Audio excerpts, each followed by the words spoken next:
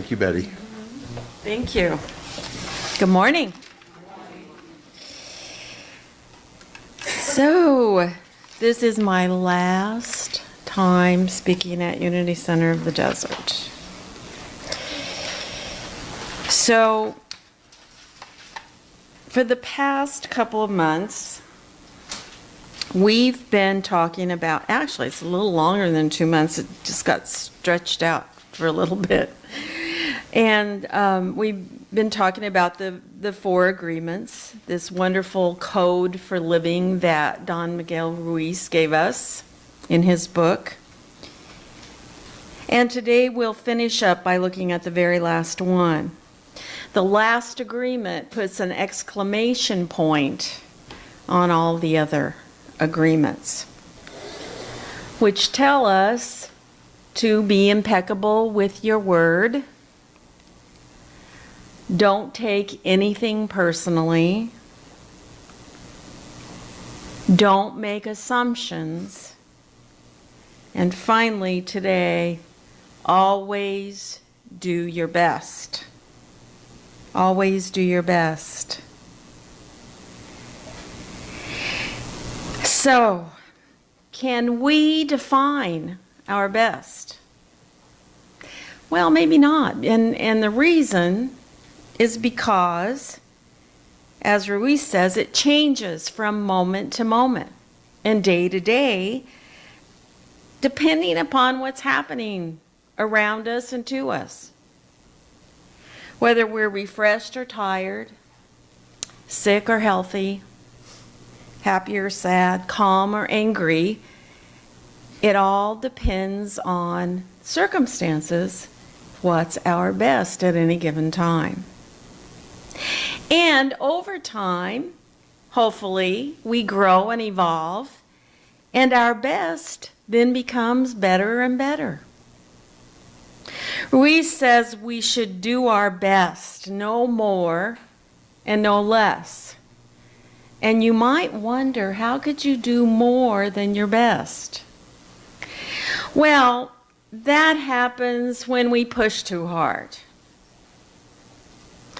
And when we try to make things happen and force them rather than moving in the flow of things.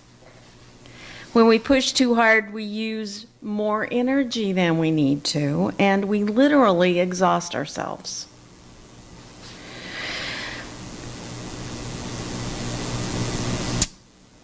When we push too far, we aren't living in the flow of God, in the flow of life.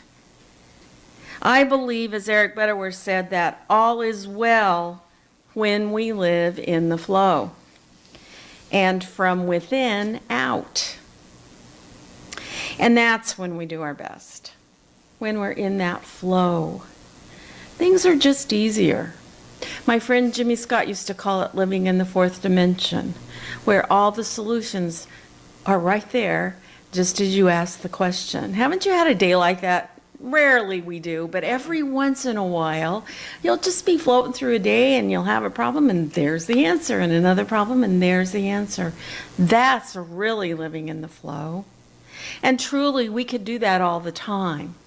We just haven't quite mastered it yet, most of us. But in that type of circumstance, we can do our best.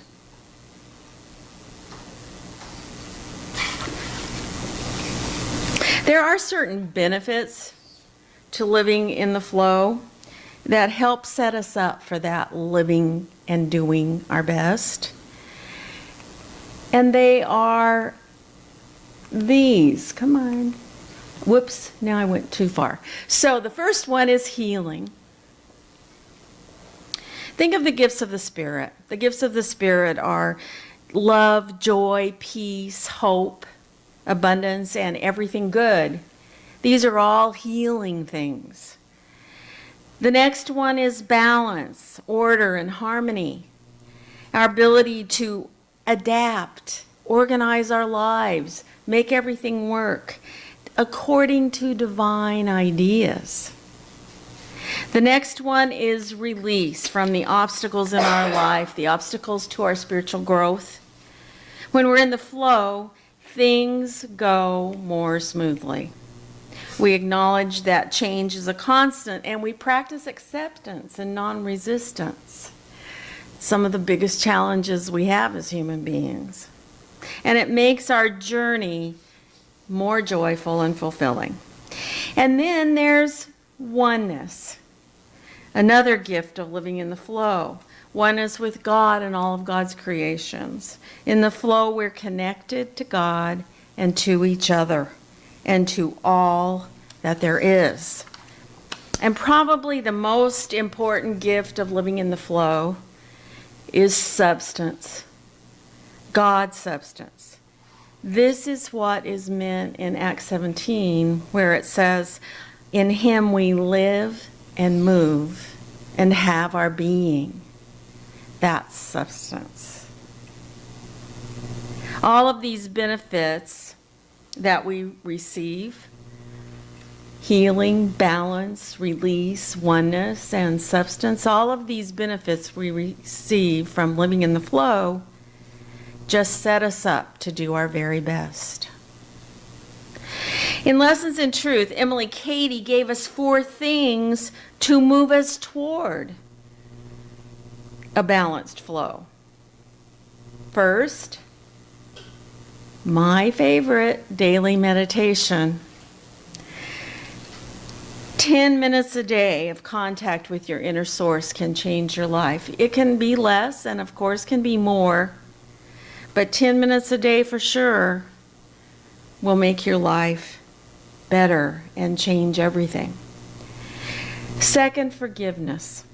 If you're feeling out of the flow, it's very likely that you have not forgiven someone or something. Any negative experiences you're having that are obstacles to your life and moving ahead on your spiritual path are most likely connected to some unforgiveness. Basically, we're taught to forgive everyone for everything, including ourselves. Often what's holding us up is not forgiving ourselves so that we can move ahead.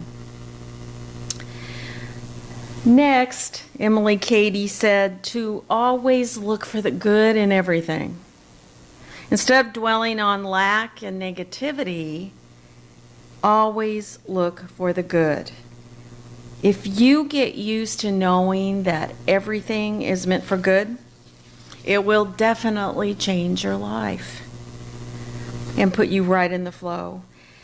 And fourth and finally, she says, live in the consciousness of God, or practice the presence of God. Always knowing that we are one with God and with all of God's creation ensures that we remain in the flow and ready to do our best. But there is one thing that definitely does not have anything to do with doing our best, and that's perfectionism. And a lot of us are guilty of this. We think we just have to get it perfect all the time.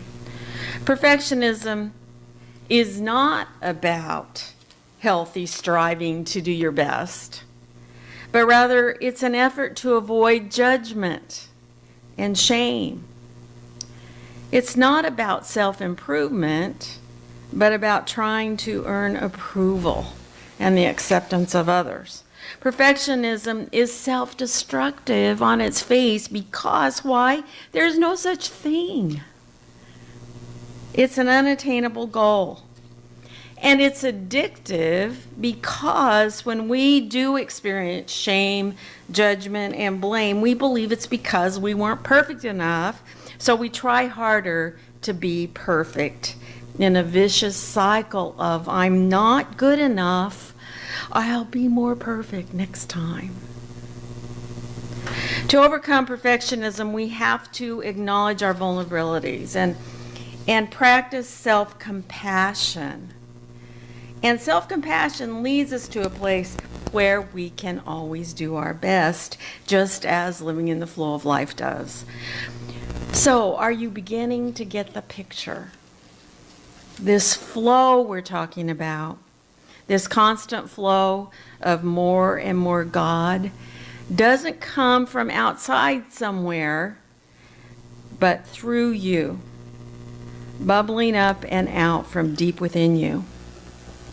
And this is when we can do our best without pushing or force to make it happen. Because when we push too hard, as I said before, we use more energy than we need to, and it exhausts us, and that leads to burnout. And there's no way we can do our best when we're burnt out. If we don't do enough, the shame and self-judgment kicks in, and it paralyzes us. Ruiz says the key to doing your best is not becoming attached to the reward for it. Those who only work for the money, for instance, with no regard of how they are serving and the good they do, are never truly happy, and therefore never truly doing their best. If all you're thinking about is how much money is coming your way and from where, you are not living fully. This one I know. I just recently had an experience of an endeavor that I went together with someone to partner on, and just a little ways into it, I realized seemed to be constantly in conflict of how to approach people in regard. I mean, the whole thing we were doing was about people and how to approach them with regard to what we wanted to do. And suddenly I realized that I was coming from a place, I try to practice every morning waking up going, who can I serve today? And then everything else kind of follows from that. Now, I don't mean to tell you that I'm not concerned about my finances or making some money or being able to have money to pay my bills. I am. But I really do believe that it all comes from that it all springs from that if I am on track in the flow, if you will, to serve the way I need to serve, that all that will show up. I really believe that. And so whenever I don't have enough substance in my life, I always ask the question, okay, where am I off the track? But I realized that the person that I had partnered with was going the other way, was totally wrapped up in how much money we were going to make doing this together. And so when I would follow my guidance that said, I don't need to push these people because they're feeling uncomfortable, this other person was upset with me because I didn't push them because some money might have come out of it. And so I finally decided this was not a good partnership. I love this person, but this isn't the relationship that we were probably going to work best in. So that's what Ruiz says, that doing your best is not becoming attached to the reward, whatever that is. It might not be money. It might be something else. But we should be doing our best because we made an agreement with ourselves to always do our best. Pure and simple. It's wonderful to be rewarded financially. We love that. But if that is your only reason for doing something, you're likely to put yourself in a place where you're not truly enjoying your work, nor feeling like you're serving others or yourself well. And it's pretty hard to do your best with all those negative thoughts floating around in your head anyway. On the other hand, when you are serving by doing something you love, you will be coming from your heart. You will always do your best, and it won't even seem like work most of the time.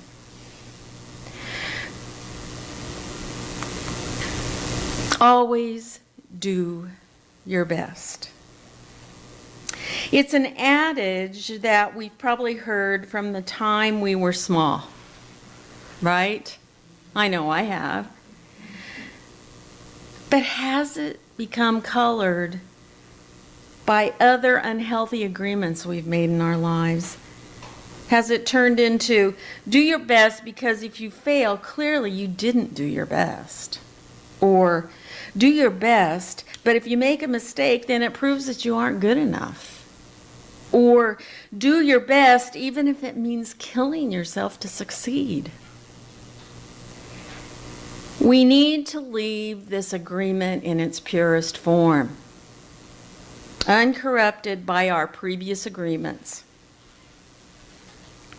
Always do your best, period. Whatever that is at the moment. The biggest positive about always doing your best is that it leaves us without regrets. There's nothing to beat ourselves up over. No negative comment from someone else we can take personally if we know that we have truly done our best. This agreement is less about justifying the past and things that have happened and more about how we live each moment from here on out. How will we give ourselves to each task, to each person, to each situation? If we give ourselves fully to each moment, then we give ourselves fully to our friends and loved ones. We commit to them the best we have, not for reward, but because it's an agreement we have made with ourselves to do the best we can. Doing our best becomes a ritual. Whether we are taking care of our bodies, working at our jobs, or shopping for a gift for someone, we are giving ourselves to the moment, fully and authentically. Always doing your best makes the other agreements work. We can't expect to be perfect. There will be times when we won't be impeccable with our word. There will be times when we take things personally, and there will be times when we make assumptions. But we can always do our best. And as we do that, we will get better at all of the other things.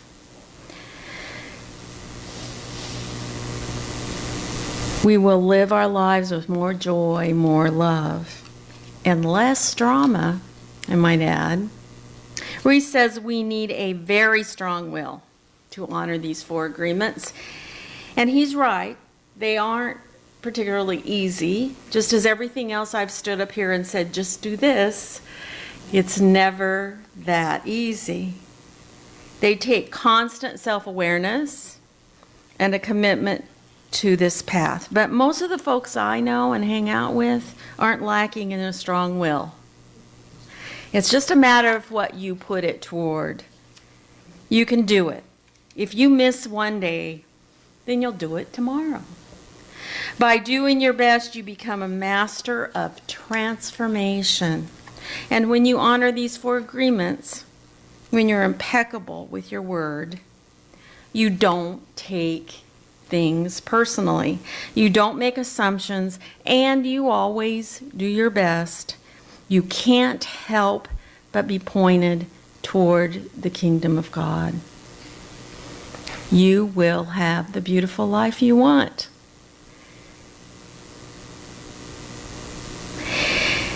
And it will always change your life if you always do your best. I purposely am speaking a little bit shorter time today because I wanted to spend just a moment saying a couple of words about my time spent here with you at Unity Center of the Desert. When the board contacted me in February of 2017 and asked me if I would be willing to come and be the part-time spiritual leader, I was very honored that they asked me that in the first place. And after meditating and praying about it, I told them that I would be happy to do that. They had suggested that I might just want to come once a month, and I had decided that I would be able to come twice a month, and that, of course, I would serve on the board. But I wanted to be very clear about the fact that I was coming as an interim person to support and assist them onto whatever was next for Unity Center of the Desert. And I had no preconceived ideas about what that might be. I just truly wanted to help. And I certainly hope I had been of service in that way. I wanted to be able to keep this spiritual community connected to the Unity organization. I wanted to be there to be a liaison if needed. And so hopefully that happened. I feel like it did. And it's just been a pure joy to grow in this way for me. To be here, to meet all of you, to get to know you, and to share all this wonderful love that goes back and forth here all the time among you, and to see your spiritual growth. And so I just really believe that we don't know what's next. We never know what's next. It's usually so much better than we could ever imagine. And I truly believe that if Yuma is meant to have a Unity Church, there will be a Unity Church here. And it will have the perfect person to lead it. So whatever this spiritual community is morphing into now, it's in perfect divine order. I'm so happy to hear that you're going to stay connected, that you're looking at moving into some sort of study group to keep that fellowship that you have going, that oneness, because sometimes we don't realize how connected we are until we start trying to pull apart. And so I'm so happy that you realize you really want to maintain that. I think that's wonderful. And it's a really good place from which you can be positive, somewhat neutral, living in the flow, and ready for whatever wonderful thing is up next for this group.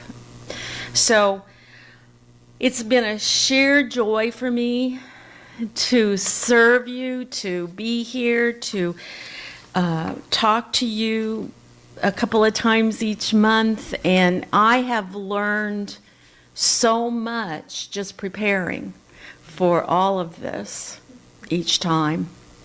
And then I've just enjoyed being with you. So I just want to thank you for the opportunity, tell you how much I love you, how much I support you. I will continue to keep you in my prayers. And I just know that this is all going to turn into something just wonderful for all of you. So let's breathe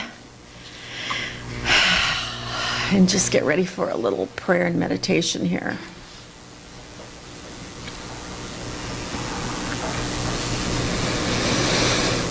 Oh, so we are so blessed. We're so blessed to have this group of people in our tribe. This group of people that shares love in a very pure, unconditional way. We say thank you. And now we're just going to open up our hearts and our minds and our souls for whatever wonderful blessings are out there for each of us individually, for this group of people, for whatever it is that this spiritual community is going to be led to do from this point. We try not to have any preconceived ideas about it because we know that we can never dream as big as God is. we could probably never think of the most wonderful blessings that are just waiting to come our way. And so we open ourselves to those, to each other, to be here for each other, to support each other, to never give up on each other, to always keep each other in our prayers. And we say thank you for each and every person here and not here today. All those we love and care about, some who are in other states right now. We send our love and blessings to them. And we know no matter how often we see each other or talk to each other, we are connected. We have shared memories and joys and things that can never be taken away. And we say, thank you, God, for all of this. And so it is. Amen. So, does anybody have any gratitudes today they want to share? I got my fingerprint clearance card from the level 1 from the state, and I was waiting.